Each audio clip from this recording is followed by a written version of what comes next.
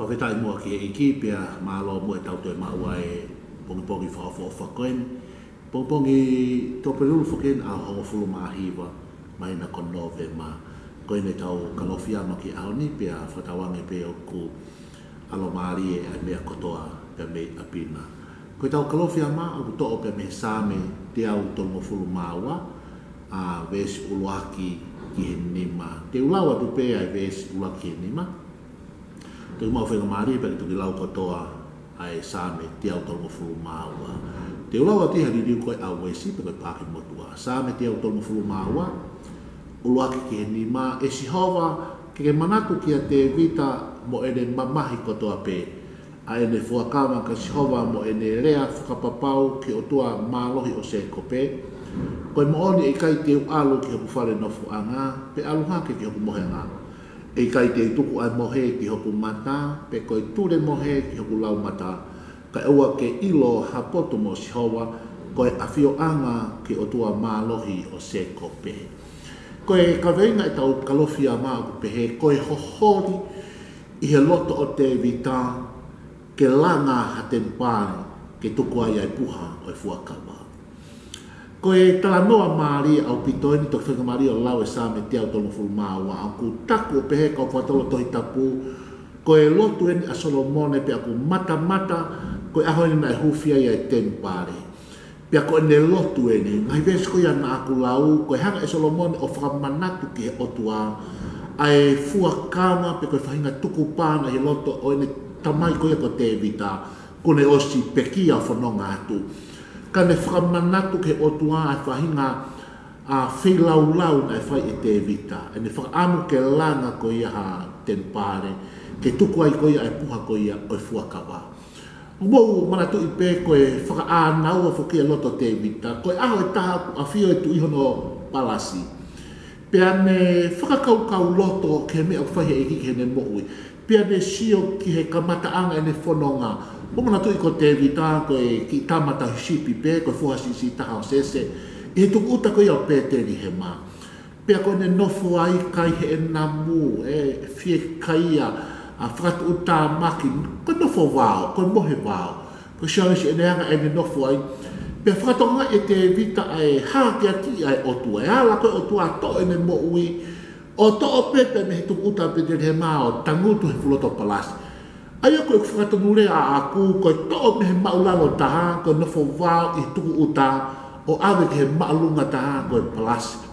O nofo i he wharelelei koe palasi, koe iai kau ngā ue, o iai mohenga, o iai kai pongi mohe o ata moe whiwhi. Koe ne nofo koe tuku uta, pena e tuku taha pene kai he aho. Siangi a koe ke venga ata kai e nofo wāo. Kai ala mai o tua to'o o awe ia ki he palasi. Pea pe e te vite hene, i hene whakalau loto ke ne sio ki mui ke whanonga, mo e mea whahi o tua ke ne mo ui, o angi o tua ke te vite hene rei taha, ke fu palasi. Mau, seti mau e mea katoa. Iai fu mohenga king size, iai e kau ngā au e ku, iai e mea kotoa, kaula mo siriwa, paanga, mawhai mea kotoa. Kai whakalau loto te vite hene sio loto, koe puha koe e fuakawa, o ku tuku pe i he tēniti. Koe puha ko ia o e fuakawa o kunihanga ia o whakafofonga i a lotonga ko ia o otua. Nai kei tuku pea i te niti, pa pea te vita, hange o kai ke palanisi, o kai ke hohoa lelei, ke a whio ia he palasi, whare masani mo whakafofa. Ka koe lotonga o tua o whakafofonga i he puha ko ia fuakawa o tuku ia he te niti.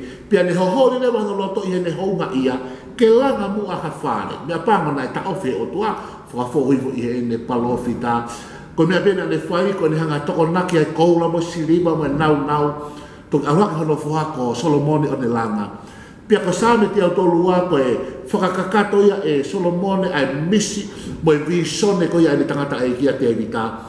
Pia langa ai tempare. Pia ko e hufia ni e tempare. Mata aku pehe kau patolo tohi tapu, pia whaia e Solomone ai lotu koe ni. Tau ki whoki ki he hohori ko ia a te vita. Tangane ia i he hohori ai loto te vita ke langa ha tempare, ke awhio ai puha ko ia e fuakawa. Maka tuunga e ne hohori ko ia ko e ne sio ki mui ke whanonga anga, pia ne honga ia he mea whai ko ia he eiki. Whakatonga e te vita e mea koe ni, ko me na fai o tua ke te ia na fai o tua ai le taha ko e to o me tuku uta pe te he ma o ela he palas ke le taha pe fa ko le te vita ke ne fai ai le taha ke puha ko ia ko kawa ko lo tonga ko pe me ko tanga ne ai ne ke tu unia te vita ke talanga te vita ko po ke langa te pare ne ke hala o ke ne langa ha te pare ko sio pe te vita pe honga ia i he mea kune fai pe ne hohori pe ke langa ha mea ke whare o sio wa ke tuku ai puha ko ia fuakawa aia ko ene loto ke langa ha mea makata unga i honga ia pe ko sa ia he totonu ke tau fai ha mea ki he otua o kei ko tu unia ko tala mai ke fai mea pe ko e laoi kau pa uio ke tau langa ha tempare langa ha siasi ko ha ngau tau fai ke siasi o eiki tonu ke fai i he honga ia te ke lava pe o sio mai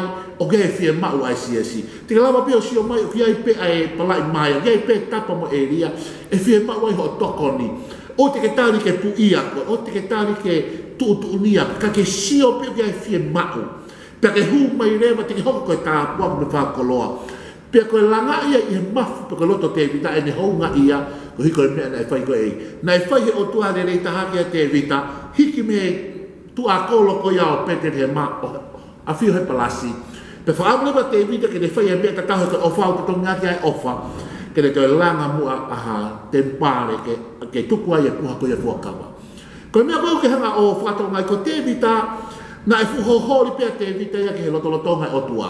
Ko sawe ni mataha ko taha ni lotu i loa hiri e ne toko ia pa sepa. Ves taha taha upe te vita e o tua. O ana ke ri aki au iho ao pe ana ke toho lau maari manu ni ia te au. Ko mea e wana e kore e te vita. Sawe ni mataha ves taha taha. O tua ona ke toho lau maari e mia te ia. Pe ona ke hanga ri aki ia iho ao. Ai kono uhinga ona mawahe ai lotolotonga o tua mea te vita. So ke le fie mau ke te vita ale loto mai tua ai ka uhinga ne whaka amoi ke langa tempare pe o mai e puha fuakawa he ko puha fuakawa ko le whaka fofonga ia loto ko ai fie mau e te vita puna tu ina mo le puha fuakawa ka fistia pe ko te vita ala ko ke he talo ni pe fie mai te vita ke whaka foki mai puha ko ia e fuakawa ko ni ho holi hono loto me apa ona le whaka foki mai e puha ko ia o e fuakawa i he sariote fo'o, pe me whakapulu fo'o, pe mea pango na hoko e polo parema, pe uhiko na hao ma ke foi feitu na tete ai, pe ala ai taula i ko usa o ne puke te ria na ato e puha e fuakawa, pe si taa ia i koe o tua mate a usa, pe awe puha fuakawa ke whare opeti i tomi, pe toki whanonga te vita ko tāpua ki o tua e whare opeti i tomi, whengo me maina tolu, pe toki whekumea te vita ke whaunga totonu, pe tau tuki aurema te vita o mai ai puha ko ia e fuakawa. O ke hanga whakatonga ai hohori pe a te vita hono loto ke o mai pe puha i fuakawa. Ai kono whakatonga rea taha, ai whe mao pe te vita ai loto lotonga ko ia e otua. Pe a koe mea pango ia ko i kai ke ne whai he whunga totonu, ka ne ngā i ai pulu fo'ou, pe pasati fo'ou. O ke ki whakatonga i he wait ai teine taha o tau hohori ki he mea totonu, tau hohori ki he mea rerei. Ke whakafoki mai puha ko ia fuakawa. Pe koe tau whia mao ai loto lotonga i otua. Ka koe mau tau whai he whunga hala.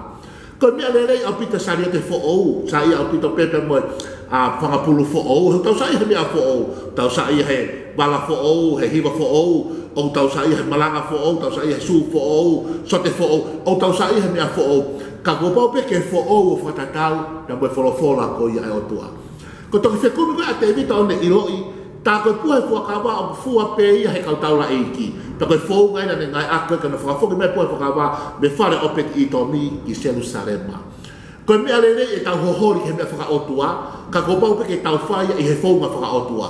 Koe fo i mistake pe koe wheharaka te vita, tonu e me hohori ke whakafoki mai, ka na ne ngai aki e fōunga, he koe fōu ngai na ngai koia e kakai sentaire, hono ave ke he kau fristia, hono ave hono koia e puha koia e fuakawa, na ave sariot. Hei kai ki tau kopi mai me a mama, ni te tau ai e me a whakaotua, koe ha ai lau e wholofola, tō whakaieke e te vita ke kau taula e kibana o doktala mai rewa, ai whaunga hono o mai e puha e fuakawa. Kai ki kono mō ni koe hohori he loto te vita, ke whakafoki mai pe puha e fuakawa. Pia ko tui ko tau fie maui, o tau fie mau ai loto lotonga o tua. Ka tau ka māwai mo loto lotonga o tua koe koto whakaof. Hike ke tau malawa me. Pia koe fo i mahino ia nai mau e te vita. Koe mahino ia nai mau e Israeli. Ko taimi o kai ke iai loto lotonga o tua.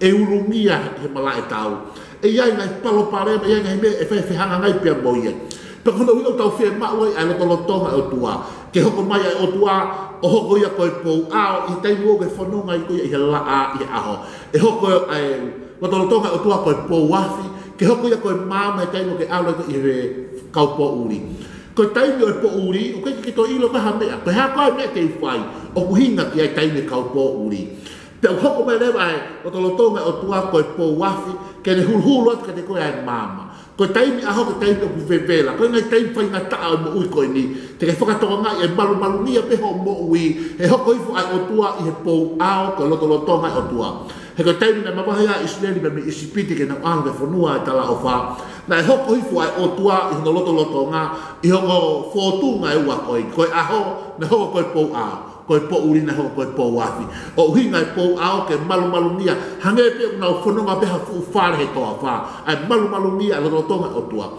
pe ko po uri na ho ko fa o tua ko po wafi ke ulo mama me tataki na to pa ko tu ko me tau fi ma he ahoni o tau fi ma o lo tonga o tua ke po wafi he tai me fa po uri ke hanga hulu he ko ngai tai ke tau to ilo ko ha ko me ai fai ke family ko ha ko me ai fai ke siasi he tai me ke tau to ko ha ko me ai fai ke tau whanau. Ko haka e mea te tau whai ke mahi whakasino, peka mi te mau whai paanga, ko he mea tau, he wei mea ke tau toa ilo ka haka e mea whai, tukuanga e lotonga tua ke hoko mahanga pou wafi, e te tau vevela, o tau laki mo ngai whakatanga, mo ngai polo parema, o ku vevela, hanga ka vevela e laa i he aho, o ku afu, o ku vevela, o tau whainga tā ia, hanga ka tau ka furu tā makia, tukuanga e o tua mo lotonga ke hoko mai o hange, hangi ha pou ao ka malu kai ke ko lotu ya a Solomon he ves ulaki he ves no nima sabe te auto ko le fo manatu ke o tua ko te vitana e tuku pa ma le fo pa pe ko ba winga ka pa ha tuku pa ma fo pa ke o tua